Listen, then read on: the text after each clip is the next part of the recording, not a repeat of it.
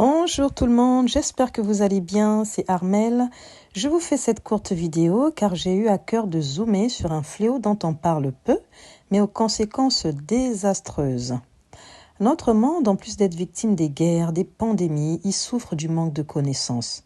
Le manque de connaissances fait des ravages dans la vie des individus d'abord et plus globalement dans la société. D'ailleurs, Dieu le dit dans le livre de Osée 4 au verset 6 en ces termes. Mon peuple périt faute de connaissance. Dieu ne dit pas à cause de la sorcellerie ou encore de la trahison des gens, mais il dit mon peuple périt à cause de son ignorance. Certaines populations souffrent, non pas parce qu'elles n'ont pas de ressources, mais parce qu'elles ne savent pas comment les exploiter afin d'en vivre. Le manque de connaissances est une forme de pauvreté. Il nous prive de beaucoup de choses. Une personne ne peut jouir de son héritage si elle ignore en avoir un. Autre exemple, un propriétaire de terrain, ne sachant pas que son sol est gorgé d'or, a de fortes chances de mourir pauvre.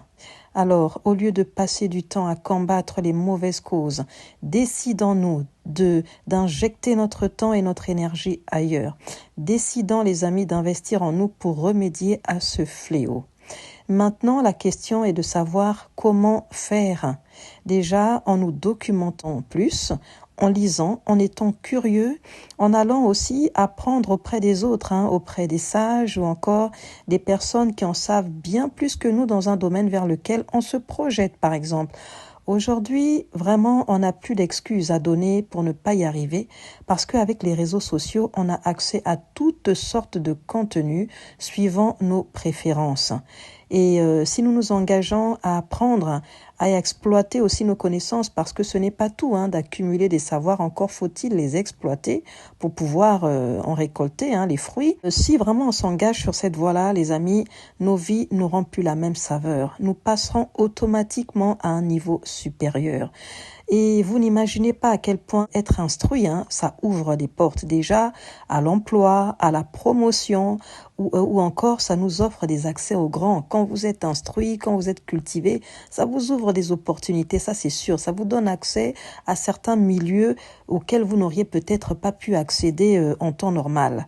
C'est sûr que, là j'atterris, le démarrage peut être difficile, en se disant, ouais, mais bon, moi j'ai pas spécialement le temps, j'ai pas forcément envie de lire, etc. Ça peut être difficile au début, mais on peut commencer par se fixer un objectif de 15 minutes par jour qui évoluera par la suite. Donc voilà les amis, rien ne sert de se dire voilà on va commencer à s'y mettre 1 heure, 2 heures et puis si c'est pour arrêter au bout de 2-3 jours, non. On commence petit et on évolue au fur et à mesure. 15 minutes par jour, par 24 heures, c'est déjà suffisant. Donc voilà pour le petit partage du jour. À vous de jouer maintenant et je vous souhaite surtout un agréable week-end. Je vous dis à bientôt dans un nouveau numéro. Bisous.